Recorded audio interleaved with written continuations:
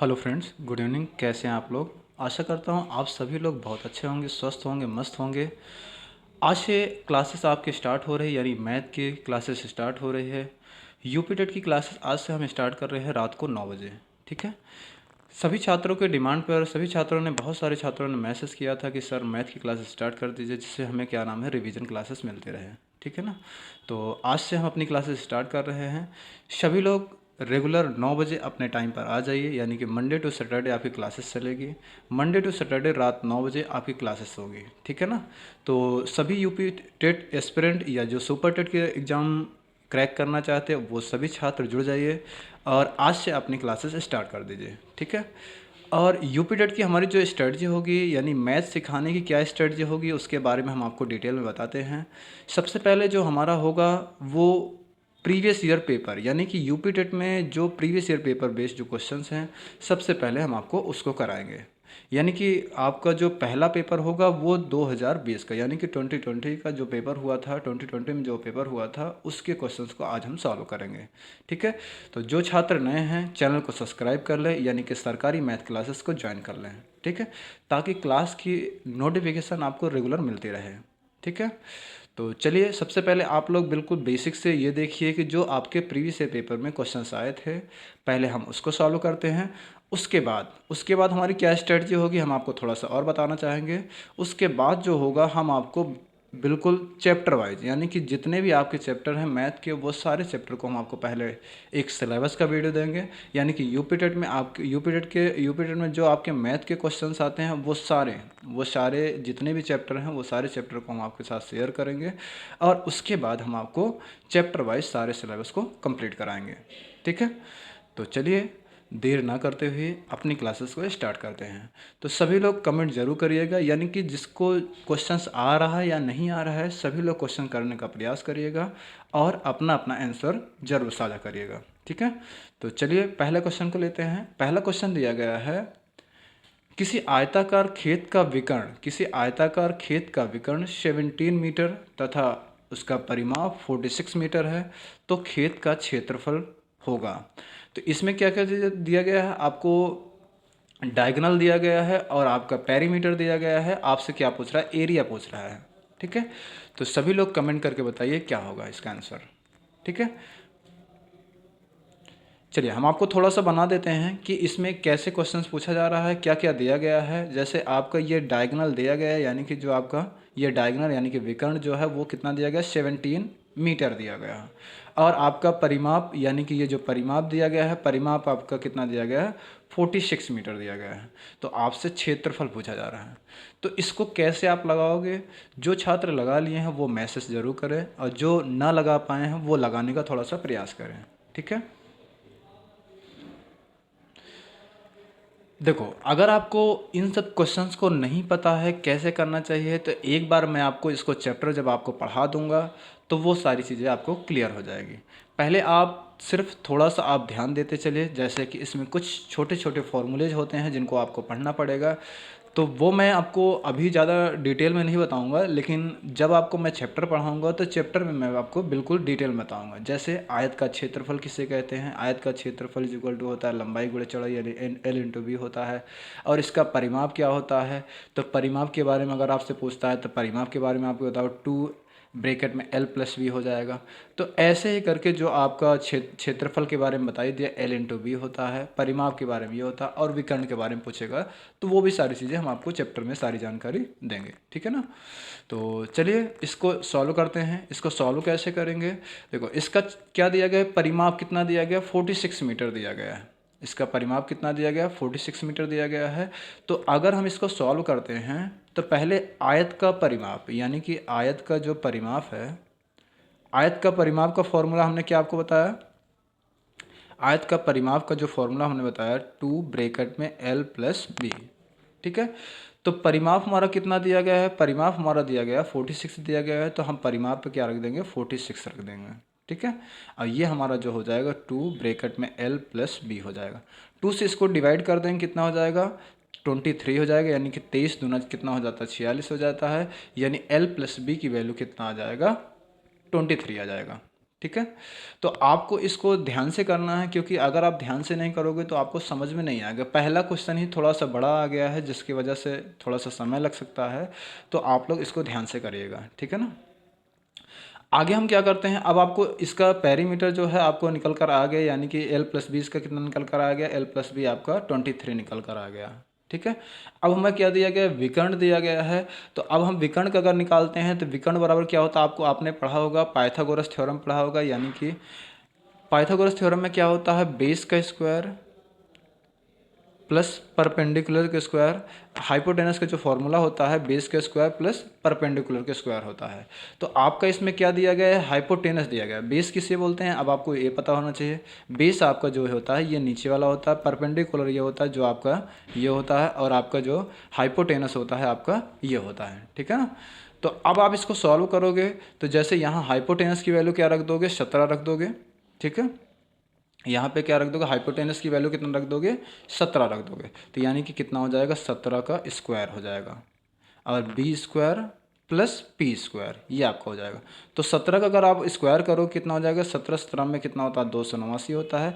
अगर जिसको स्क्वायर ना याद हो वो स्क्वायर थोड़ा सा याद करने का प्रयास करें, और जिसको स्क्वायर निकालना ना होता हो वो हमारी एक बेसिक का वीडियो है, बेसिक मैथ का वीडियो है, उसको एक बार ज़रूर देखें, ठीक है। अब हम इसको, पहला आपका जो समीकरण निकला था ये निकल कर आया था, और दूसरा जो समीकरण ये बना था आपका ये बना गया, ठीक है।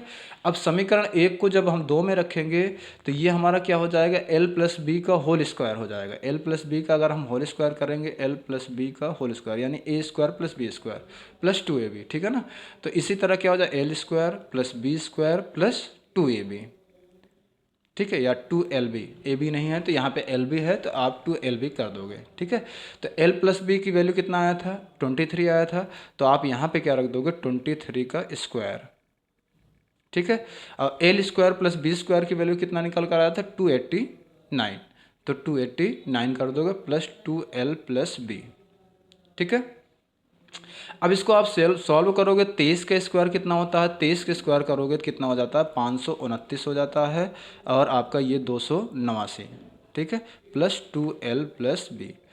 अब 289 आपका लेफ्ट साइड लाओगे, यानी कि लेफ्ट हैंड साइड पे लाओगे तो ये प्लस में है, ये प्लस में है, इधर आएगा तो माइनस में हो जाएगा।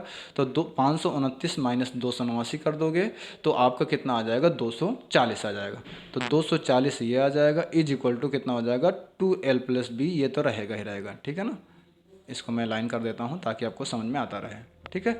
अब इसको 2 से डिवाइड करो कितना हो जाएगा, 120 आ जाएगा, यानी L प्लस बी की वैल्यू कितना आ जाएगा, 120 आ जाएगा, ठीक है।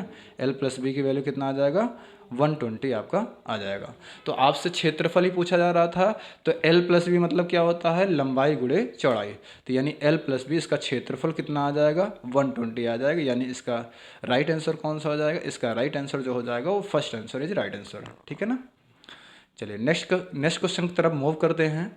जो हमारा नेक्स्ट क्वेश्चन है यानी कि 92 नंबर को देखते हैं कि इसमें क्या क्वेश्चन है, ठीक है।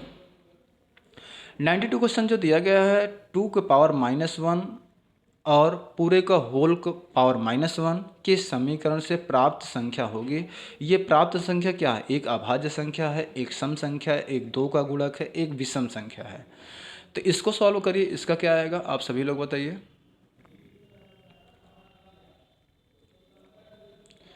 इसका बताइए क्या आंसर आएगा।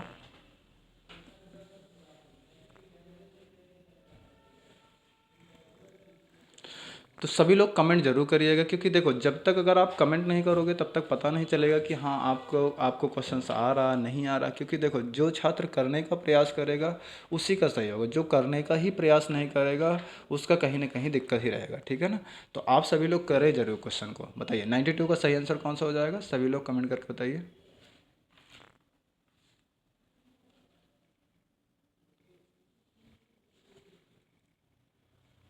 चलिए देखो मैं आपको बताता हूँ कैसे करोगे। जैसे अगर आप इसको सॉल्व करोगे, 2 के पावर आपको कितना दिया गया, -1, और ये होल -1 दिया गया है। तो अगर आप इसको सॉल्व करोगे तो ये 2 तो ऐसे रह जाएगा, ये -1 और ये आपका -1 ये भी है, तो इसको आप क्या करोगे, मल्टीप्लाई कर दोगे, यानी कि -1, ठीक है। तो -1 मल्टीप्लाई -1 करोगे तो कितना हो जाएगा, माइनस माइनस क्या हो जाएगा, प्लस हो जाएगा। और 2 के पावर क्या, फिर इसको सॉल्व करोगे, 2 1 1 जा कितना हो जाएगा 1। तो 2 को पावर 1 करोगे तो सिर्फ क्या आएगा, 2 ही आएगा। तो आपको एक चीज़ तो पता है, 2 क्या है, सबसे छोटी अभाज्य संख्या है, ये बात सत्य है। 2 एक सम संख्या है, ये भी बात सही है। और 2 का गुणक है, यानी 2 के टेबल में भी आता है, यानी 2 एक विषम संख्या है, ये बात गलत है। यानी कि आपका सही आंसर कौन सा हो जाएगा, ए बी सी। यानी कि आपका राइट आंसर कौन सा हो जाएगा, ए बी सी किस ऑप्शन में दिया गया है, चौथे ऑप्शन में दिया गया है। तो इसका आपका राइट आंसर कौन सा हो जाएगा, fourth option is right answer. ठीक है ना। चलिए नेक्स्ट क्वेश्चन की तरफ मूव करते हैं, यानी कि 93 नंबर्स। अगर आप सभी को समझ आ रहा होगा तो एक बार क्लास को ज़रूर लाइक करिएगा, और क्लास देखने के बाद आप कमेंट करके ज़रूर बताइएगा कि क्लास आपको कैसे लगी। ठीक है। चलिए नेक्स्ट क्वेश्चन देखते हैं, 93 नंबर। निम्नलिखित में से कौन सा कथन सही है, निम्नलिखित में से कौन सा कथन सही है। तो सबसे छोटी अभाज्य संख्या 1 है, एक भाज्य संख्या विषम हो सकती है, कोई सम अभाज्य संख्या नहीं है, दो अभाज्य संख्याओं का योगफल सदैव अभाज्य संख्या होती है। तो इसमें से बताइए कौन सा सही है, 93। तो 93 में जो आपका दिया गया है, इसका बताइए कौन सा ऑप्शन सही हो जाएगा 93 का।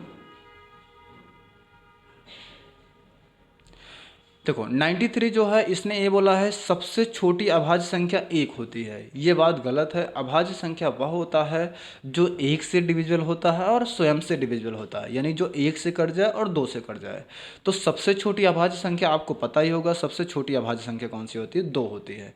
तो 1 आपका नहीं हो सकता, यानी कि पहला ऑप्शन आपका गलत हो जाएगा। दूसरा आपको बोला गया एक भाज्य संख्या विषम संख्या हो सकती है, एक भाज्य संख्या जो है वो विषम संख्या हो सकती है, ये बात सही है।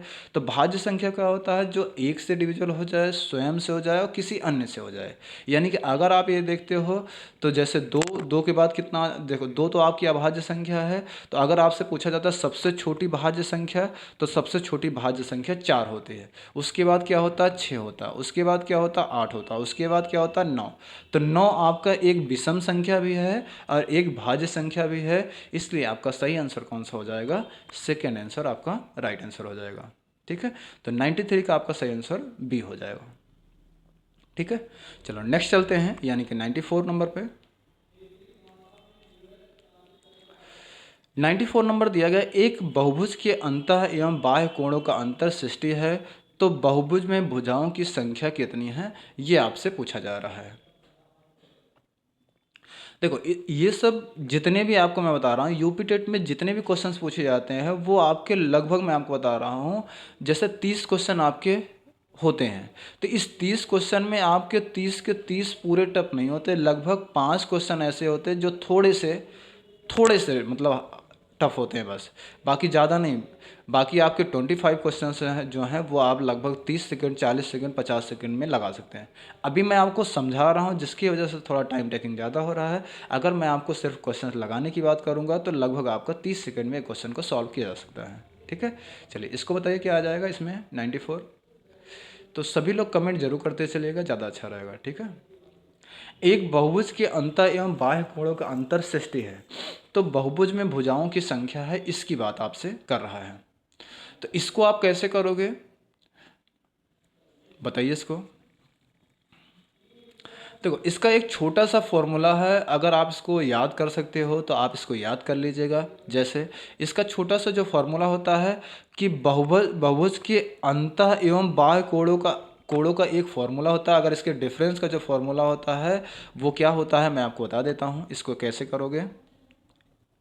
इसका जो छोटा सा फॉर्मूला होता है वो क्या होता है, लिखिए n-2 multiply 180 upon n minus 360 upon n is equal to 60। ठीक है। ये आपका फॉर्मूला होता है, आप इसी पर वैल्यू पुट कर दीजिए, आपका आ जाएगा। ठीक है ना।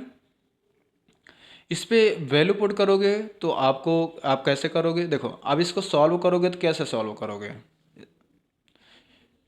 इसको सॉल्व करोगे तो आपको एक चीज़ ये दिख रहा है, n जो है, n आपका बराबर है, आप यहाँ पे समान है यानी कि अलग अलग नहीं है, तो यानी कि आपका जो नीचे हो जाएगा यानी कि डिनोमिनेटर में जो रहेगा वो n ही रहेगा। 180 मल्टीप्लाई 2 करोगे कितना हो जाएगा, 180 मल्टीप्लाई n करोगे तो कितना हो जाएगा, 180 n हो जाएगा, माइनस 18 दूनी 36 यानी कि 360 हो जाएगा, माइनस आपका कितना हो जाएगा, ये 360 ही रहेगा। और आप 60 प्लस एन कर लोगे, यहाँ पे इजिकल टू 60 कर दो, एक लाइन और कर लो, तो जिससे आपको क्लियर हो जाएगा। ठीक है, अब इसको आप सॉल्व करोगे तो कितना हो जाएगा, माइनस माइनस कितना हो जाएगा, प्लस हो जाएगा, यानी कि 360 प्लस 360 करो कितना हो जाएगा, 720 हो जाएगा। ठीक है, 700 कितना हो जाएगा, 20 हो जाएगा, यानी 180 minus 720 is equal to 60 plus n करो कितना हो जाएगा, 60 एन हो जाएगा। ठीक है, तो अब इसको सॉल्व करोगे, ये जो है प्लस में है, इधर है जो इधर आएगा तो माइनस हो जाएगा, 180 में से 60 माइनस करो कितना हो जाएगा, 120 हो जाएगा। ये 720 प्लस में है तो उस साइड जाएगा, राइट साइड जाएगा तो प्लस, माइनस में है तो राइट साइड जाएगा तो प्लस में हो जाएगा, यानी कि 720 हो जाएगा। अब इसको आप सॉल्व करोगे तो आप इसको काट दोगे, बरसंग 72 हो जाएगा, यानी कि 12 6 72 हो जाएगा, यानी n इज इक्वल टू कितना हो जाएगा, 6 हो जाएगा, यानी आपका राइट आंसर कौन सा हो जाएगा, 6 हो जाएगा। ठीक है, तो इनमें बहुभुज के भुजाओं की संख्या कितनी हो जाएगी, आपका 6 हो जाएगा, यानी कि सेकेंड नंबर आपका सही हो जाएगा। चलिए नेक्स्ट चलते हैं, 95 नंबर। देखो क्वेश्चन को सॉल्व करने में थोड़ा सा समय लगेगा, इसलिए मैं आपको समझाना चाह रहा हूँ। थोड़ा सा आपकी जो क्लासेस होगी वो बड़ी होगी, लेकिन आपको समझ में ज़रूर आएगा सारे क्वेश्चन, क्योंकि मेरा मानना एक ही चीज़ का है, टाइम थोड़ा सा ज़्यादा भले ही लगे, लेकिन क्वेश्चन का आंसर समझ में आना चाहिए। क्वेश्चन को लगाते कैसे हैं, मैं आपको कम समय में जादू दिखाना चाहूँ, यानी कि कम समय में जल्दबाजी से बताना चाहूँ और आपको समझ भी ना आए, तो उसका कोई बेनिफिट नहीं है। ठीक है ना, चलिए नेक्स्ट देखो, 95 में दिया गया, एक सरल रेखा पर स्थित बिंदुओं की संख्या होती है, इसका बताइए, ये आपके एग्जाम में जरूर पूछा जाता है। तो 95 का कौन सा आंसर हो जाएगा, ये तो सभी को पता होना चाहिए, एक सरल रेखा में बिंदुओं की संख्या कितनी होती है, ये आपसे पूछा जा रहा है, आप बताइए। 95 में क्या होता है, अगर आप सरल रेखा की बात करते हो तो इसमें क्या नाम है, बिंदुओं की संख्या जो होती है वो असंख्य होती है, यानी कि अगर आप ऐसे एक लाइन खींच देते हो, यानी कि ऐसे ऐसे करके आप बिंदी करते जाते हो, तो कितनी बिंदी बनती है एक लाइन बनने में, ये किसी को भी नहीं पता, यानी कि ये आपका असंख्य होता है। तो 95 का आपका सही आंसर कौन सा हो जाएगा, फोर्थ आपका राइट आंसर हो जाएगा। चलिए नेक्स्ट क्वेश्चन तरफ मूव करते हैं, यानी कि 96, एक पाइथागोरस त्रिक ज्ञात कीजिए जिसकी सबसे छोटी संख्या 8 है। तो कहने का ये मतलब है, आपसे ये पूछा जा रहा है कि कौन ऐसा पाइथागोरस थ्योरम किस पर लगता है, आपका इस पर लगता है, यानी कि जिसमें आपका बेस दिया गया है, परपेंडिकुलर दिया रहे और आपका हाइपोटेनस दिया रहे, तो उसी के बारे में आपसे पूछा जा रहा है कि अगर आपका ये दिया रहेगा तो कौन सा आपका सही हो जाएगा, इसको बताइए कितना हो जाएगा। अगर आप इसको इसके पहले क्वेश्चन को, पहले ऑप्शन को देखते हो, तो अगर आप इसको देखते हो, अगर इसको आपने मान लिया 8 मान लिया और इसको 15 मान लिया, तो क्या ये 17 आता है या नहीं आता, आप इसको चेक कर सकते हैं। यानी 8 ढाई कितना हो जाएगा, 64 हो जाएगा, 15 15 में कितना, 225 हो जाएगा। 225 अगर आप ऐड करोगे तो कितना हो जाएगा, ये अंडर रूट में जाता है, ध्यान रखिएगा, ये अंडर रूट में जाता है, ठीक है ना। तो इसको जोड़ो कितना हो जाएगा, 5 4 9 हो जाएगा, 6 2 8 हो जाएगा, 289 क्या आपका 17 के स्क्वायर है, तो 289 आपका 17 के स्क्वायर है, यानी कि पहला ऑप्शन ही आपका राइट आंसर हो जाएगा। ठीक है, तो 96 का आपका सही आंसर कौन सा हो जाएगा, फर्स्ट। चलिए नेक्स्ट करते हैं, 97। 97 दिया गया है, जेड का मान ज्ञात कीजिए, 417 जेड 8 को 9 से विभाज्य हो।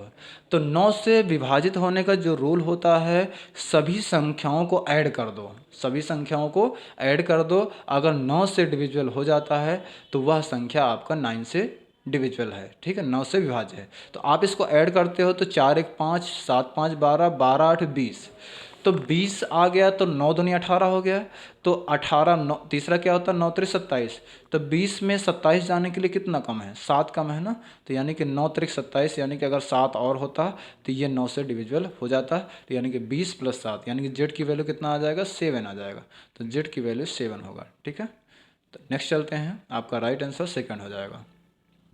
98 पे चलते हैं, थोड़ा स्पीड में करिएगा तो सही रहेगा। 98 में दिया गया है 2160, यदि 2160 is equal to A is equal to 2 की पावर a मल्टीप्लाई 3 की पावर b मल्टीप्लाई 5 की पावर c।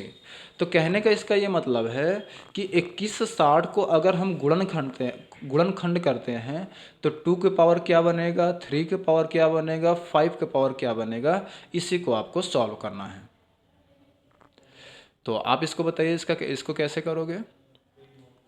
देखो, अगर किसी को नहीं आता है तो वो कैसे करेगा। आप 2160 को डायरेक्ट आप क्या नाम है, जैसे आप एलसीएम निकालते हो वैसे आप इसका फैक्टर कर लो। ठीक है, 2160 का आप फैक्टर करो। 2160 का जब आप फैक्टर करोगे तो पहले देखो 2 से करोगे, 2 से करोगे 1 हो जाएगा, ये आपका भाग नहीं जाएगा, 0 हो जाएगा, 2 8 16 हो जाएगा, 1080 हो जाएगा, 1080 दूना कितना हो जाएगा 2160। फिर 2 से करोगे 2 पंचे 10 हो जाएगा, 2 चौको 8 हो जाएगा, 540 हो जाएगा। फिर 2 से करोगे कितना हो जाएगा, 2 से करोगे कितना हो जाएगा 27 दूना 54, 270 हो जाएगा। फिर कितना से करोगे 2 से, फिर अभी भी कट जाएगा, क्योंकि 2 से कौन कौन सी संख्या कटती है, जिसके इकाइयों में 0 2 4 6 8 रहता है तो वह 2 से डिविजिबल होता है। ठीक है ना, इसको सब मैं आपको पढ़ाऊंगा, जब आपको नंबर सिस्टम पढ़ाऊंगा तो उसमें आपके सारे क्वेश्चन आ जाएंगे। तो इसमें करोगे 2 1 कम 2, 2 3 6, 1 7 हो जाएगा और 10 हो जाएगा, 2 पंचे 10। तो अब किससे करोगे, अब आप 3 से कर दो। ठीक है, 3 से करोगे तो ये कितना हो जाएगा, 3 से जब करोगे तो कितना हो जाएगा, 3 चौक 12 हो जाएगा, 3 पचे 15 हो जाएगा। सभी लोग अपने अपने कॉपी में जरूर करिएगा। 3 से फिर करोगे तो 15 3 45 हो जाएगा, फिर 3 से करोगे 3 पचे 15 हो जाएगा, और लास्ट में क्या नाम है, एक बार 5, 5 एकम 5। अब आपको एक चीज़ पता होना चाहिए, 3 कितनी बार आया, 1 2 3, 3 3 बार आया, 5 कितनी बार आया, 1 बार आया, 4 कितनी बार आया, 2 कितनी बार आया, 4 बार आया, तो यानी कि 2 4 बार। तो आप इसको क्या करोगे, इसके पावर आप लिख दोगे, यानी कि 2 के पावर कितना आ गया, 2 के पावर आप यहाँ पे क्या लिख दोगे, 2 के पावर 4, 2 के पावर 4 मल्टीप्लाई 3 के पावर कितना हो जाएगा 3 मल्टीप्लाई 5 के पावर 1। तो इतना आपको क्लियर हो गया। अब आपको क्या करना है, इसी पे वैल्यू आपको पुट कर देना है। ठीक है, इस पे जब आप वैल्यू पुट करोगे तो एक ही वैल्यू कितना आया था, एक ही वैल्यू आपका 4 आया था, तो यानी कि 3 के पावर क्या रखोगे, 4 रखोगे। ठीक है, यहाँ पे 3 के पावर 4, उसके बाद मल्टीप्लाई, फिर आपका दिया गया 2, 2 मतलब माइनस बी मतलब यहाँ पावर 3 है तो यानी कि -3 हो जाएगा। ठीक है, मल्टीप्लाई 5 के पावर 1 है, यानी कि 5 के पावर यहाँ पे -3 है, यानी कि -1 हो जाएगा। अब इसको सॉल्व करोगे तो कितना हो जाएगा, 3 त्रिक का 9 त्रिक 27, 27 त्रिक 81 हो जाएगा। ठीक है, 81। इसका करोगे कितना हो जाएगा, 2 दूनी 4, 4 दूनी 8 हो जाएगा। इसका करोगे 5 एकम 5, यानी 8 गुणे 5, 8 पंच 40। लेकिन आपका 40 मल्टीप्लाई नहीं लिखा है, क्यों, क्योंकि ये माइनस में है, तो माइनस में जो चीज़ें होती है वो आपका नीचे अपान में लिखा जाता है, यानी 81 बटे कितना हो जाएगा, 40 हो जाएगा। तो आपका राइट आंसर कौन सा हो जाएगा, 81 बटे 40। तो 81 बटे 40 कौन से ऑप्शन में दिया गया है, आपके बी ऑप्शन में आपके दिया गया है। ठीक है, चलिए नेक्स्ट चलते हैं 99 की तरफ। अगर क्लासेस आपको अच्छी लग रही है तो एक बार आप सभी लोग कमेंट करके ज़रूर बताइए कि हाँ सर हमें अच्छा लग रहा है, समझ आ रहा है। ठीक है, अब ये आपके एक सीरीज वाले क्वेश्चन है। आपके सीरीज वाले क्वेश्चन में आपसे ये पूछा जा रहा है, जैसे यहाँ पे 4 है, इसकी 4 की वैल्यू 64 कैसे होगा, यहाँ पे 2 है, 2 की वैल्यू 8 कैसे होगा, यहाँ 3 है, यहाँ 27 कैसे होगा, उसी के हिसाब से 1 का क्या होगा यहाँ पे ये पूछा जा रहा है।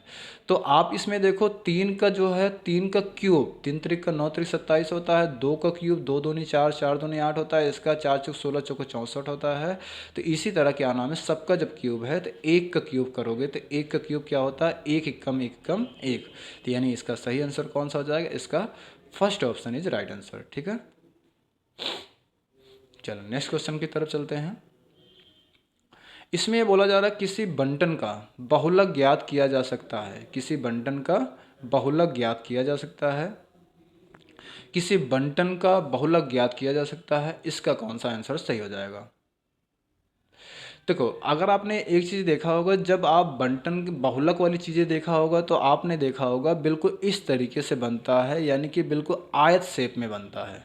ठीक है, ऐसे करके आपने देखा होगा, तो ऐसे ही आयत शेप में आपका बनता है। ठीक है, तो बहुलक वह होता है, आपने देखा बहुलक किसे कहते हैं, अगर इसको इंग्लिश में बोलते हैं जिसको मोड बोलते हैं, तो बहुलक वह होता है जो संख्या सबसे ज़्यादा बार आती है। ठीक है, जैसे अगर आप यहाँ पे क्या नाम 15 20 15 25 15। तो ऐसे जैसे 15 जो है वो बार बार वो संख्या होती है, उसी को क्या कहते हैं, बहुलक कहते हैं। अगर आपसे पूछा जाता है चित्र के माध्यम से कैसा होता है, तो आप बता दोगे चित्र जो है आयत चित्र के द्वारा प्रदर्शित किया जाता है। ठीक है, चलो नेक्स्ट चलते हैं, यानी कि 101 नंबर क्वेश्चन की तरफ। 101 नंबर क्वेश्चन ये कह रहा है एक आयत की लंबाई 60% की वृद्धि करने पर उसकी चौड़ाई में कितने प्रतिशत की कमी करनी होगी जिससे आयत का क्षेत्रफल ना बदले। तो आपसे ये पूछा जा रहा है, तो इसका बताइए क्या हो जाएगा। देखो अगर आप इसमें देखो आयत का क्षेत्रफल में क्या बोल रहा है, 60% की वृद्धि कर रहा है, 60% की वृद्धि कर रहा है। तो 60% की वृद्धि यानी कि पहले कोई भी परसेंटेज होता है, कोई भी संख्या होता है, वो अपने आप में क्या होता है, 100% होता है, यानी कि 100% अपने आप में होता है। इसमें इसने बोला कि 60% की वृद्धि होती है, यानी कि 100 है तो कितना हो जाएगा, 160 हो जाएगा। ठीक है, 100 है तो कितना हो जाएगा, 160 हो जाएगा। तो अब आपको ये देखना है कि कितने प्रतिशत की इससे कमी हुई, यानी कि अगर आप इसमें देखते हैं कितने प्रतिशत की कमी हुई लंबाई से, अगर चौड़ाई में आप देखते हैं 60% कमी हुई, किससे, 160 से। अब परसेंट निकालने के लिए 100 से आप क्या करोगे, मल्टीप्लाई कर दोगे बस। ठीक है, अब इसको आप सॉल्व करोगे तो इसको सॉल्व करोगे क्या हो जाएगा, जीरो से आपका ये जीरो कैंसिल, या इसको जीरो से जीरो आपका ये कैंसिल हो जाएगा। एक मिनट, ये वाला देखो, जीरो से ये जीरो कैंसिल हो जाएगा ताकि कैलकुलेशन थोड़ा सा शॉर्ट रहे। ठीक है, अब 4 से करोगे तो कितना हो जाएगा, 4 चौक 16 हो जाएगा, 4 25 100 हो जाएगा। 2 से करोगे 2 दूनी 4, 2 3 6। अब इसको मल्टीप्लाई करोगे, 25 गुणे 3 करोगे, 25 3 75 हो जाएगा। अब 75 और बटे क्या है, 2 है, अपान 2 है, 2 से डिवाइड कर दोगे, यानी कि 75 डिवाइड बाई 2 करोगे, कितना आ जाएगा, 37 दूना 37.5 दूना 75 होता है। ठीक है, तो यानी कि सी ऑप्शन आपका राइट आंसर हो जाएगा। ठीक है, चलिए नेक्स्ट क्वेश्चन की तरफ चलते हैं, 102 नंबर की तरफ। सभी लोग अच्छे से करिएगा ताकि आपको समझ आए। और एक चीज़ और ज़रूर आपको बताना चाहूँगा, आप सभी लोग नोट्स बनाते चलिएगा। थोड़ा सा समय आपको देना पड़ेगा तभी आप सीख पाओगे। अगर आपको एक बेहतर स्कोर करना है, यानी कि आपको मैथ में एक अच्छा रिजल्ट प्राप्त करना है, तो इसके लिए आपको समय देना पड़ेगा। अभी बहुत सारे छात्रों को ये लग रहा होगा कि कैसे करें कैसे करें, पहले आप इसको करने का प्रयास तो करो। देखो जब तक आप समय नहीं दोगे तब तक आपके जीवन में वो खुशियाँ नहीं आएगी जिस खुशी की आप उम्मीद कर रहे हो। ठीक है, तो आपकी खुशी तभी पूरी होगी जब आप उसको समय दो। कोई भी चीज़ें होती हैं, ठीक है, अगर आपको कुछ भी प्राप्त करना है तो उसके लिए आपको समय देना पड़ेगा और धैर्य रखना पड़ेगा। अगर आप धैर्य नहीं रखते हैं तो आपका कुछ भी नहीं हो सकता है। चलिए नेक्स्ट देखिए, 102 नंबर। 102 नंबर को बताइए क्या हो जाएगा। एक घन का आयतन संख्यात्मक रूप में उसकी भुजाओं की लंबाई के योग के बराबर है। घन का संपूर्ण पृष्ठीय क्षेत्रफल वर्ग इकाई में है। इसके बारे में आपसे पूछा जा रहा है, बताइए इसका क्या हो जाएगा।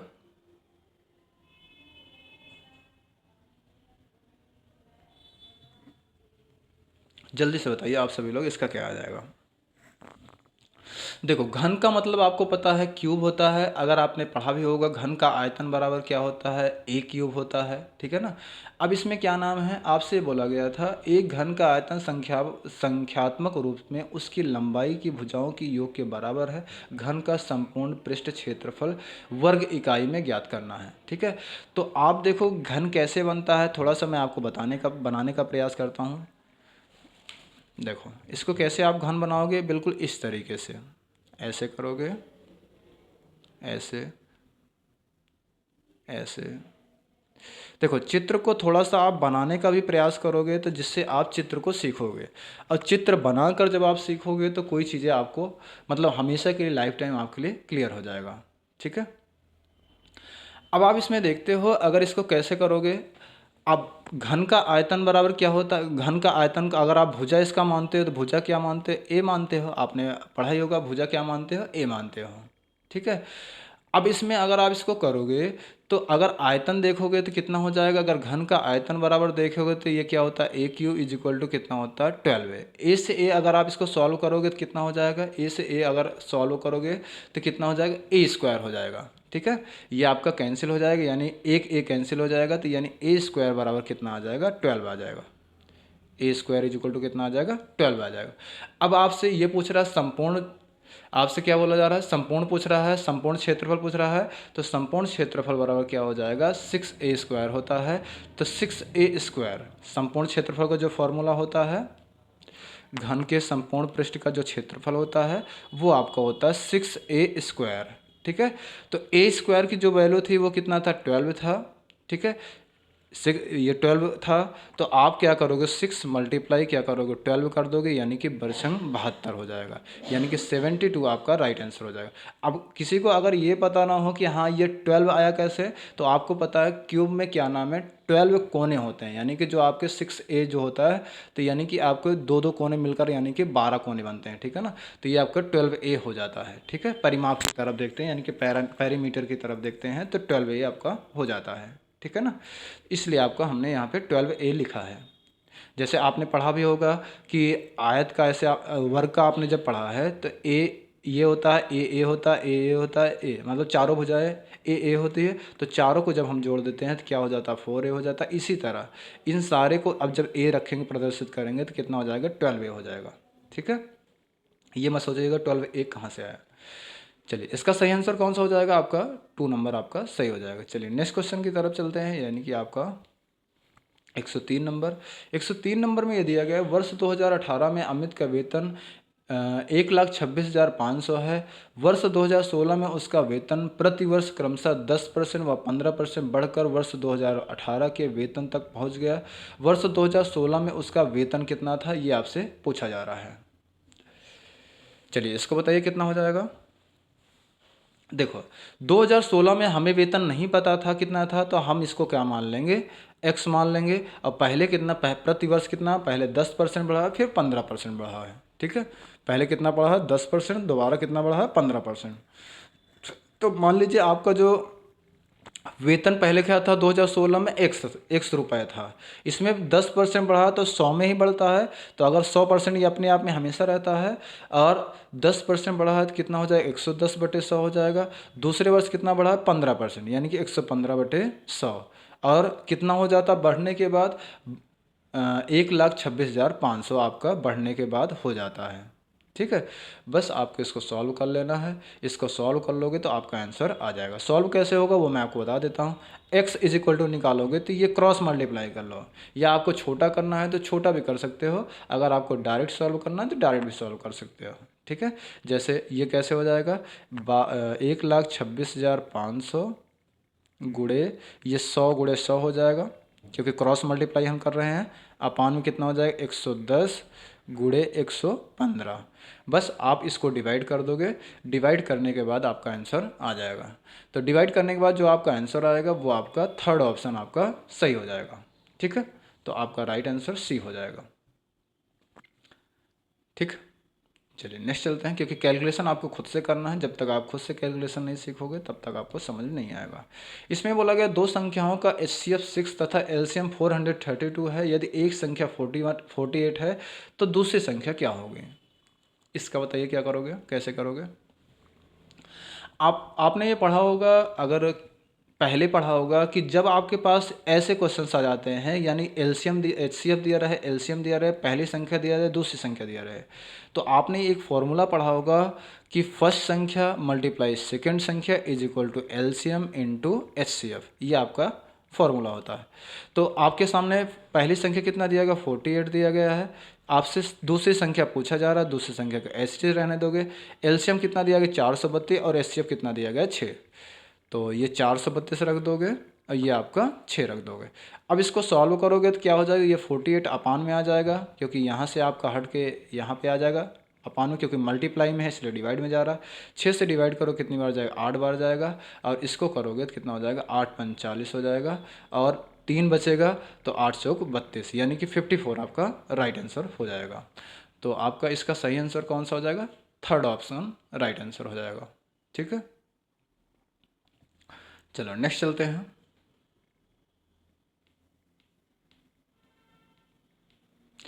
नेक्स्ट क्वेश्चन की तरफ चलते हैं। 105 नंबर। 105 नंबर में देखो इसमें क्या दिया है, किसी महीने का तीसरा शुक्रवार 16वीं तारीख को पड़ता है, तो उसी महीने का चौथा मंगलवार किस तारीख को पड़ेगा, ये आपसे पूछा जा रहा है। इसका बताइए क्या हो जाएगा।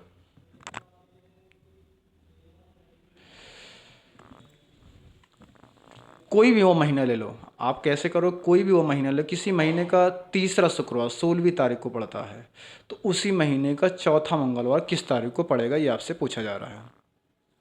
देखो, अगर आप इसको देखते हो तो कैसे पता चलेगा, यानी कि अगर ये 16 तारीख को इसने बोल दिया, क्या नाम है, कौन सा दिन पड़ता है, फ्राइडे पड़ता है, लेकिन आपसे पूछ क्या रहा है, मंगलवार, यानी कि ट्यूसडे पूछ रहा है। तो आप ये करोगे 16 के बाद कब मंगलवार आएगा, आप ये देखो, तो यानी कि 17 को क्या हो जाएगा आपका सैटरडे, 18 को क्या हो जाएगा संडे, 19 को क्या हो जाएगा मंडे, और 20 को क्या हो जाएगा ट्यूसडे। ठीक है, तो 20 तारीख तक आपका ट्यूसडे हो गया। यानी कि अगर आप इसको देखते हो तो पीछे की तरफ जाओगे तो 20 से पीछे जाओगे तो ये कितना होता है, यानी कि 14 तारीख को, एक 7 तारीख को, एक 1 तारीख को, ठीक है ना। तो यानी कि पीछे कितना होता है, 3 आपका तो पड़ जाएगा, 3 आपका पहले पड़ जाएगा, एक आपका 20 तारीख को पड़ रहा है, एक अगर 7 दिन पीछे जाओगे तो कितना हो जाएगा 14 तारीख को, फिर एक आप फिर 7 दिन पीछे जाओगे तो यानी कि 7 तारीख को। तो एक मंगलवार ये पड़ गया, दूसरा ये पड़ गया, तीसरा ये, आपसे चौथा की बात कर रहा है तो 7 इसमें प्लस कर दोगे, तो 20 7 27 तारीख को आपका चौथा मंगलवार पड़ेगा। ठीक है, तो आप ऐसे ही करोगे, जब आगे की तरफ जाना होगा तो 7 प्लस कर दोगे, अब पीछे की तरफ जाना है तो 7 माइनस कर दोगे बस। ठीक है, तो 105 क्वेश्चन का आंसर जो हो जाएगा आपका सेकंड आंसर राइट आंसर हो जाएगा। ठीक है, चलो नेक्स्ट चलते हैं। फर्स्ट डे थोड़ा सा अभी आपको कहीं ना कहीं कुछ चीज़ें आपको डाउटफुल लगेगा, क्योंकि अभी आपने सही से मैथ पढ़ा नहीं है, जिसकी वजह से आपको क्वेश्चन सॉल्व करने में थोड़ा मुश्किल हो रहा होगा। लेकिन मैं आपको जब जब मैं आपको वो पढ़ाऊंगा, यानी कि चैप्टर वाइज जब आपको पढ़ा दूंगा, तब दोबारा जब मैं आपको प्रैक्टिस सेट कराऊंगा या फिर यही क्वेश्चन को सॉल्व कराऊंगा, तो बहुत आसानी से आप इन सब क्वेश्चनों को कर सकते हो। ठीक है, चलिए 106 नंबर को बताइए, इसको कैसे करोगे, इसको बताइए कैसे करोगे।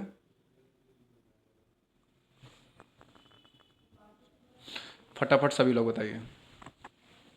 देखो, इसको कैसे करोगे आप, इसको सॉल्व करने के लिए क्या करना पड़ेगा, आप इसको k/1 करके क्रॉस मल्टीप्लाई कर दो, आपका आंसर आ जाएगा। क्रॉस मल्टीप्लाई करोगे तो कैसे होगा, क्रॉस मल्टीप्लाई करोगे तो ये आपका क्या हो जाएगा KC। ठीक है, यहाँ पे अगर आप देखते हो तो क्या हो जाएगा KC, k मल्टीप्लाई से करो KC, plus k multiply A करो KA, plus k multiply B करो KB, इज इक्वल टू, इसी तरह 1 से करोगे तो कितना हो जाएगा A plus B plus B plus C plus C plus A plus C plus A। ठीक है, तो अब यहाँ पे A 2 बार है तो कितना हो जाएगा 2A, B 2B, 2C 2C हो जाएगा। और इसमें अगर आप देखते हो तो कितना हो जाएगा, अगर आप इसमें देखते हो K सब में है तो K कॉमन हो जाएगा, तो जब K कॉमन हो जाएगा तो A plus B plus C। ठीक है, और इसमें अगर आप देखते हो, इसमें देखते हो तो 2 कॉमन हो जाएगा, तो A plus B plus C। तो आपका ये देखोगे A plus B plus C से आपका ये कैंसिल हो जाएगा, तो K बराबर कितना आ जाएगा 2 आ जाएगा। तो यानी आपका राइट आंसर कौन सा हो जाएगा, इसका राइट आंसर आपका फर्स्ट हो जाएगा। ठीक है, तो 106 का आपका राइट आंसर कौन सा हो जाएगा, फर्स्ट हो जाएगा। चलो नेक्स्ट चलते हैं 107 नंबर की तरफ। 107 नंबर में दिया गया निम्नलिखित में से कोई 3 मापों को लेकर कुल कितने त्रिभुज बनाए जा सकते हैं। निम्नलिखित में से कोई 3 मापों को लेकर कुल कितने त्रिभुज बनाए जा सकते हैं, इसके बारे में पूछा जा रहा है। चलिए इसका बताइए क्या हो जाएगा, इसका 107 का आपका सही आंसर कौन सा हो जाएगा। तो आपसे ये पूछा जा रहा है निम्नलिखित में 3 मापों को लेकर, यानी कि 3 माप, 3 कोई भी माप लेकर कुल कितने त्रिभुज बनाए जा सकते हैं। जब 3 माप लोगे तो आपको पता है जब त्रिभुज की बात कर रहा है तो त्रिभुज की बात कर रहा है, यानी कि 3 माप लोगे तो कितने त्रिभुज बने, एक माप ये हो गया, दूसरा माप ये हो गया, तीसरा माप ये हो गया, कोई भी 3 लोगे तो चाहे आपका ऐसे त्रिभुज बने, चाहे आपका समकोण त्रिभुज बने, यानी कोई भी 3 माप लोगे तो सिर्फ कितने त्रिभुज बनेंगे, सिर्फ एक ही त्रिभुज बनेंगे। यानी आपका राइट आंसर कौन सा हो जाएगा, आपका चौथा आपका राइट आंसर हो जाएगा। ठीक है, चलो नेक्स्ट चलते हैं 108वें नंबर की तरफ। 108वां नंबर ये कह रहा है एक भिन्न का हर अंश के दुगने से 1 अधिक है, अंश में 2 जोड़ने और हर में 3 घटाने पर संख्या 1 प्राप्त होता है, मूल भिन्न ज्ञात कीजिए। चलिए इसका बताइए क्या हो जाएगा। इसने बोला किसी भिन्न के अंश से एक अधिक है, किसी भिन्न के अंश के दुगने से एक अधिक है, दुगने से एक अधिक है। तो मान लीजिए अगर आपको नहीं पता है तो भिन्न का जो अंश आपने मान लिया x, x का दुगना कितना हो जाएगा 2x, एक अधिक बोल दिया तो +1, ठीक है। अंश से दुगना हर जो है, अंश से दुगना करना, अंश x है तो हर कितना हो जाएगा दुगना 2x हो जाएगा, एक अधिक बोल दिया तो +1, ठीक है। इसमें ये बोला गया अंश में 2 जोड़ना है और हर में 3 घटाना है। अंश में 2 जोड़ना है तो हमने ये 2 जोड़ दिया, हर में 3 घटाना है तो हमने -3 कर दिया, और उसके बाद प्राप्त क्या होता है 1 प्राप्त होता है, यानी कि 1/1 प्राप्त होता है। बस आप इसी इक्वेशन को सॉल्व कर लो, इसी इक्वेशन को सॉल्व कर लोगे तो आपको आपका आंसर आ जाएगा, ठीक है। तो अगर इसको सॉल्व करोगे तो कितना हो जाएगा x+2, तो x+2 ही रह जाएगा। इसका करोगे 2x + 1 और -3, ठीक है। अब इसको सॉल्व करो, इसका क्या आ जाएगा आंसर, इसको सॉल्व करके देखिए। x को एक तरफ कर लो और अंक को एक तरफ कर लो। x को एक तरफ करोगे यानी कि आपका ये 2 तो ऑलरेडी ऐसे है, ये +1 है तो इस साइड आएगा -1 हो जाएगा, ये -3 है तो इधर आएगा +3 हो जाएगा, इज इक्वल टू ये आपको कितना था 2x था, 2x से रहेगा, ये +x है इधर आएगा राइट साइड आएगा तो -x हो जाएगा। तो 2x में से एक x माइनस कर दो, कितना बचेगा सिर्फ x बचेगा, और 3 में 2 जोड़ दो कितना हो जाएगा 3 × 2 = 5 हो जाएगा। अब 5 में 1 घटा दो कितना आ जाएगा 4 आ जाएगा, ठीक है। कितना आ जाएगा 4 आ जाएगा। तो 4 आपका क्या नाम है ये आ गया, x की वैल्यू कितना आ गया 4। अब आप क्या करोगे, x की वैल्यू 4 आ गया तो अब आपको इसमें वैल्यू पुट कर देना इतने में जो आपका दुगने से एक अधिक है। तो आप यहाँ पे क्या रख दोगे 4 हो जाएगा, इसमें करोगे 4 दूनी 8 हो जाएगा, 8 + 1 कर दो कितना हो जाएगा 8 × 9, तो यानी कि आपका आंसर जो आ जाएगा वो 4/9 आ जाएगा। तो आपका राइट आंसर कौन सा हो जाएगा, D option is right answer, ठीक है। चलो नेक्स्ट चलते हैं। इसका बताइए कितना हो जाएगा 109वें नंबर का, 109वां नंबर देखिए।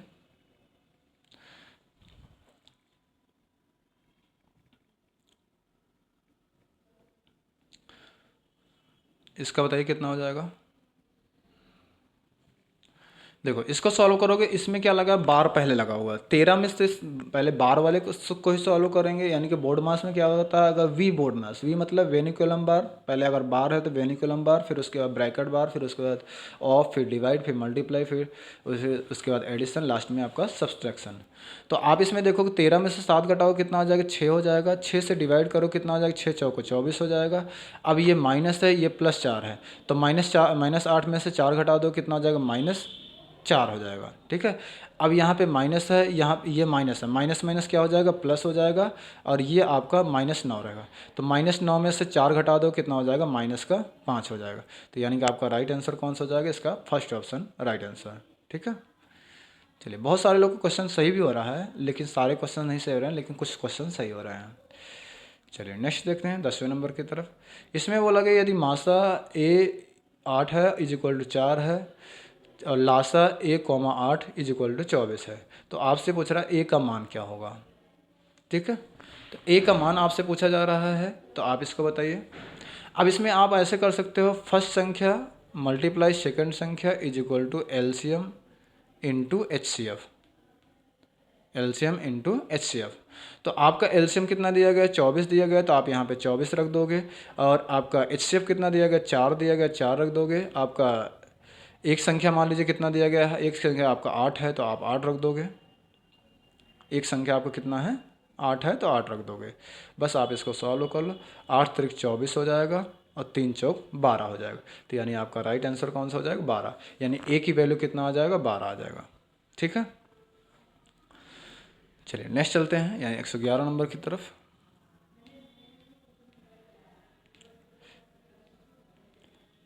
इसमें बोला जा रहा है एक कमरे की लंबाई 10% घटाई गई तथा चौड़ाई 20% घटाई गई, जबकि ऊंचाई 5% बढ़ाई गई। इस प्रकार कमरे के आयतन में कितने प्रतिशत का परिवर्तन होगा, ये आपसे पूछा जा रहा है।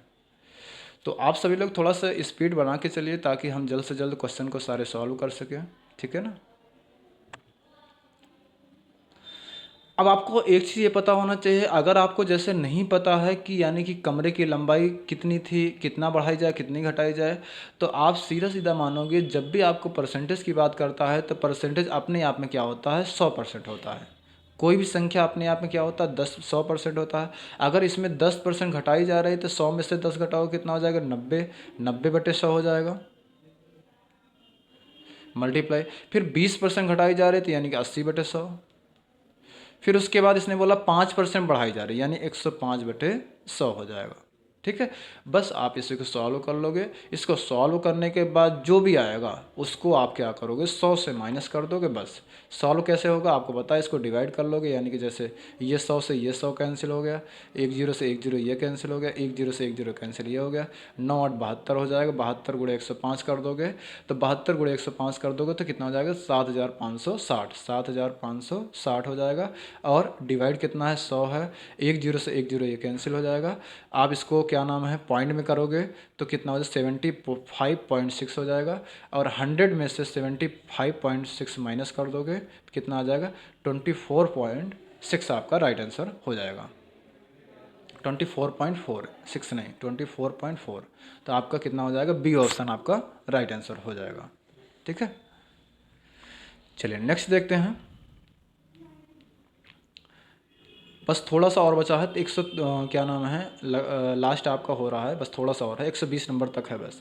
किसी कमरे के, क्योंकि आपको पता है 30 क्वेश्चन होते हैं तो हमने 90 से स्टार्ट किया था, 91 से स्टार्ट किया था, तो 120 तक लास्ट हो जाएगा। तो थोड़ा सा और बचा हुआ है, आप सभी लोग करते चलिए। ठीक है, 112 नंबर में यह दिया गया है, किसी कमरे के 15 मीटर, 17 मीटर लंबे और 9 मीटर 2 मीटर चौड़े फर्श पर लगाई जा सकने वाली वर्गाकार टाइलों की न्यूनतम संख्या कितनी होगी, ये आपसे पूछा जा रहा है।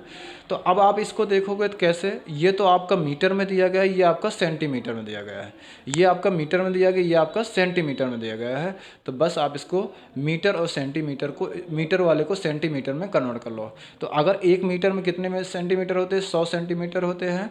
तो आप इसमें क्या नाम है 15 मीटर में पूछ रहा है तो 1500 हो जाएगा। तो 1500 प्लस 17 कर दो कितना हो जाएगा, 1517 हो जाएगा।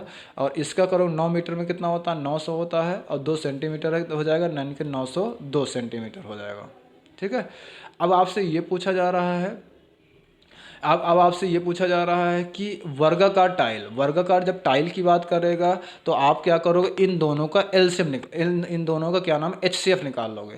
तो इन दोनों का एचसीएफ जब निकालोगे तो कितना आएगा, 41 हो जाएगा। ठीक है, तो जब वर्गाकार की बात कर रहा है तो आप क्या करोगे, वर्ग का क्षेत्रफल बराबर क्या होता है, ये तो आपका एचसीएफ निकल कर आ गया ना। अगर वर्ग का क्षेत्रफल बराबर क्या होता है, भुजा स्क्वायर होता है। तो आप क्या करोगे, 1517 मल्टीप्लाई 902 अपान 41 मल्टीप्लाई 41 कर दोगे बस। ठीक है, जब आप इसको डिवाइड कर दोगे, ये दोनों को, ये सबको डिवाइड कर दोगे तो आपका आंसर कितना आ जाएगा, 800। आपका आंसर कितना आ जाएगा, 800। ये आपका, इसको डिवाइड करके देखो कितना आएगा, एक बार इसको डिवाइड करके देखिए। इसको जब आप डिवाइड करोगे तो इसका सही आंसर कौन सा हो जाएगा, आपका 814, यानी कि आपका डी ऑप्शन आपका राइट आंसर हो जाएगा। ठीक है ना, एक बार आप इसको डिवाइड कर दीजिएगा, डिवाइड करने के बाद आई थिंक 814 ही आएगा। ठीक है ना, तो आप एक बार इसको करके देख लीजिएगा, तो जो भी आपका डिवाइड आएगा वही आपका आंसर बनेगा। ठीक है, 112 का आई थिंक एक डी ऑप्शन होगा यानी 814 होगा। बाकी एक बार आप करके देख लीजिएगा। ठीक है, कैलकुलेशन आपको आपके ऊपर छोड़ दिया हूँ, बाकी आप इसको कर लीजिएगा। क्लास अगर आपको अच्छी लगी रहे तो आप अपनी सभी फ्रेंड के साथ एक बार ज़रूर शेयर करिएगा कि हाँ एक बार क्लासेस ज़रूर देखें। ठीक है ना, चलिए नेक्स्ट देखते हैं। इसमें आपसे इकाई अंक निकालने के लिए बात कर रहा है कि गुणनफल 2153 के पावर 167 में इकाई अंक क्या होगा। तो इकाई अंक निकालने के लिए कभी भी अगर आपसे बोलता है तो जो भी पावर रहेगा आप उसको 4 से डिवाइड कर देना। तो 4 से डिवाइड करोगे तो 4 चौक 16 हो जाएगा, ये कैंसिल हो जाएगा, ये 7 है, 4 एक कम 4 हो जाएगा। जो रिमाइंडर बचा, रिमाइंडर कितना बचेगा, 3 बचेगा। तो जो रिमाइंडर बचेगा वही आप पावर लगा दोगे, मतलब 167 को डिवाइड 4 से करोगे, जो भी रिमाइंडर आएगा वही आप पहली संख्या के पावर लगा दोगे। तो 3 के पावर अगर 3 करोगे, 3 त्रिक 9 त्रिक 27, तो इकाई अंक कितना आ जाएगा, 7, यानी कि आपका राइट आंसर कौन सा हो जाएगा, 113 का बी ऑप्शन आपका सही हो जाएगा। ठीक है, चलो नेक्स्ट चलते हैं। इसमें बोला गया यदि एक भिन्न के अंश में 20% और उसके हर में 25% बढ़ा दिया जाता है तो भिन्न 3/5 हो जाता है, तो मूल भिन्न क्या होगा, इसको आपको बताना है। तो आप इसको कैसे करोगे, एक्स, इसने बोला भिन्न बोला गया एक्स अपान वाई, वो भिन्न लिख दोगे। 20% बढ़ाने की बात कर रहा है तो यानी 120, और 25% बढ़ाने की बात कर रहा है तो कितना कर दोगे, 125। ठीक है, मल्टीप्लाई 125। और क्या प्राप्त हो जाता है, परसेंट बोला तो परसेंट भी लगा दोगे, तो ये परसेंट से ये परसेंट तो ऐसे ही कैंसिल हो जाएगा। और इसमें कितना प्राप्त होता है, 3/5 प्राप्त होता है। कितना प्राप्त होता है, 3/5 प्राप्त होता है। तब जब आप इसको सॉल्व करोगे तो ये कितना हो जाएगा, 3/5 तो आपका एज इट इज रहेगा, और ये 120/25 जो आएगा आपका राइट साइड जाएगा तो मल्टीप्लाई में जाएगा, यानी ऊपर चेंज हो जाएगा, 125 बटे कितना हो जाएगा, 120 हो जाएगा।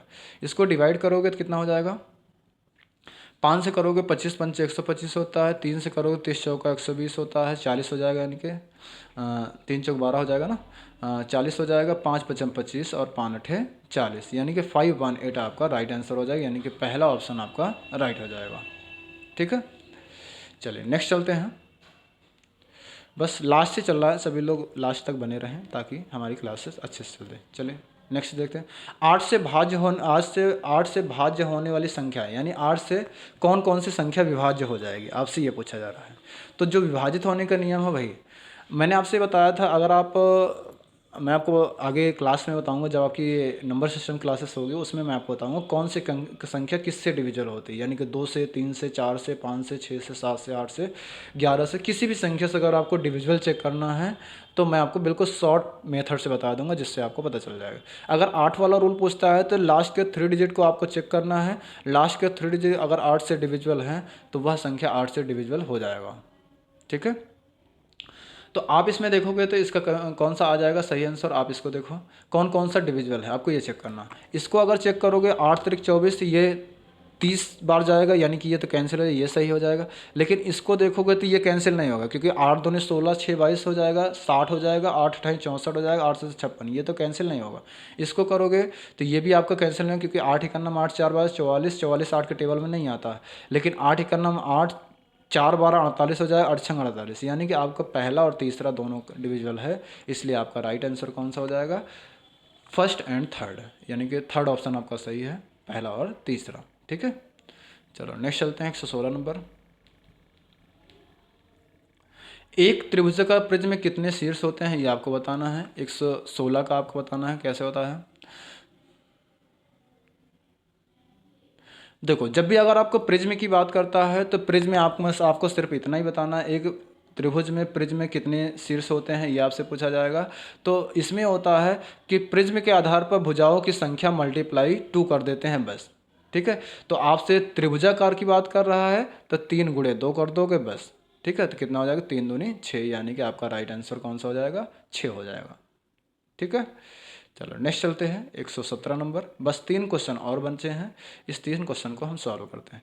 इसने बोला 10 रुपये में 6 की दर से केले खरीदकर 6 रुपये में 4 की दर से बेचने पर कितने प्रतिशत की हानि होगी। मतलब ये कह रहा है 10 रुपये में 6 केले खरीदता है और 6 रुपये में 4 केले बेचता है, तो इसको कितने प्रतिशत की हानि होगी ये आपको बताना है। तो आप इसको कैसे करोगे, मैं बिल्कुल शॉर्ट ट्रिक में बता देता हूँ कैसे करोगे। एक तरफ लिख लो संख्या, एक तरफ लिख लो रुपये। संख्या कितनी है, आप इसमें पहला देखोगे तो 6 है, कितने रुपए में 10, तो लिख देना 10। दूसरा कितना दिया है, 4 केले 6 रुपये, तो 4 केले 6 रुपये, ये आप लिख दोगे। उसके बाद आपको क्या करना है, क्रॉस मल्टीप्लाई कर देना। क्रॉस मल्टीप्लाई करोगे तो कितना, 10 चौक 40 हो जाएगा, 6 छंग 36 हो जाएगा। यानी कि आपने 40 रुपये में खरीदा और 36 रुपये में बेच रहे हैं, तो जाहिर सी बात है आपको हानि हो रहा है कितने रुपए के, 4 रुपये। किससे, आपका 40 से, किससे, 40 से। अब परसेंट निकालने के लिए 100 से मल्टीप्लाई, 1 जीरो से 1 जीरो आपका कैंसिल हो गया, 4 से 4 कैंसिल होगा, यानी कितने प्रतिशत की हानि हो रही है, 10% की आपकी हानि हो रही है। तो आपका राइट आंसर कौन सा हो जाएगा, आपका डी ऑप्शन आपका राइट आंसर हो जाएगा।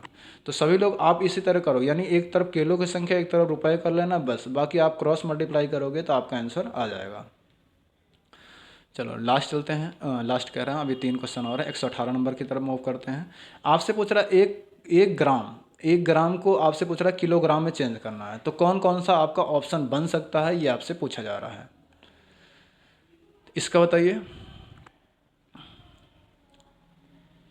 1 ग्राम का कितना किलोग्राम बन सकता है ये आपसे पूछा जा रहा है। कौन कौन सा आपका ऑप्शन बन सकता है ये आपसे पूछा जा रहा है।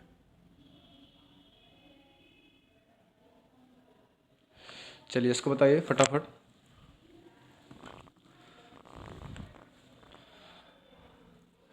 बताइए 118 का कौन सा हो जाएगा।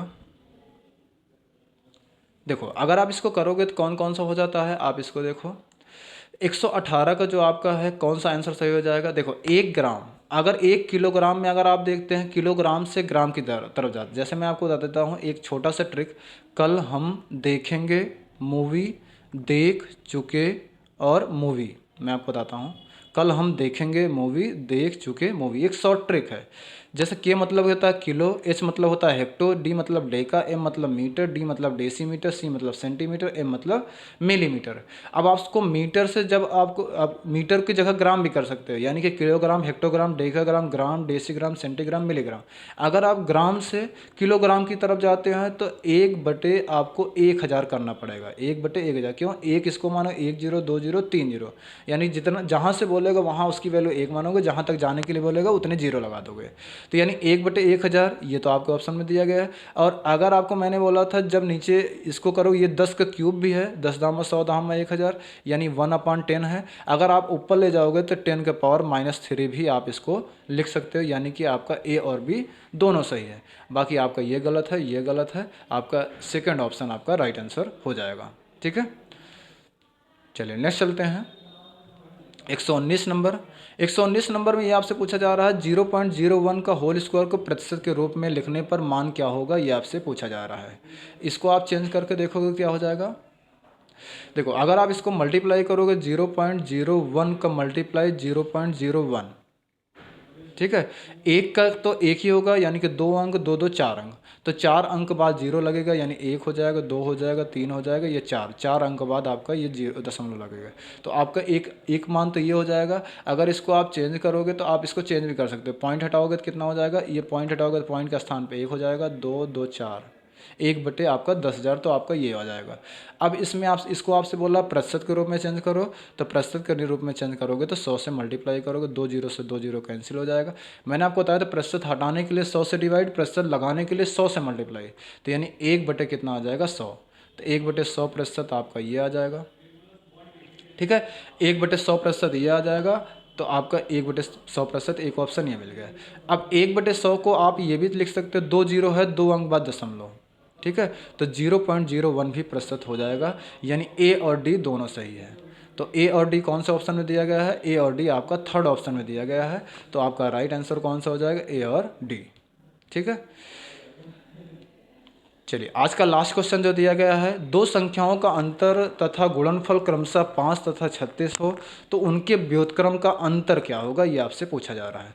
जब इसके व्युत्क्रम का अंतर की बात कर रहा है तो अब जैसे मान लीजिए एक संख्या x और y है, ठीक है, तो अगर ये आपका 1/1 रहता, अगर इसको व्युत्क्रम करेंगे तो यानी कि उल्टा हो जाएगा, 1/x माइनस 1/y हो जाएगा।